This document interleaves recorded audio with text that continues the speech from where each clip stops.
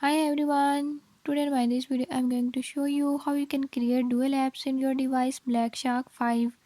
In this device Black Shark 5 I'll show you how to create and use multiple accounts. Before I start, if you are new to my channel, don't forget to subscribe and press bell icon. Watch complete video and learn how you can do it. Let's watch the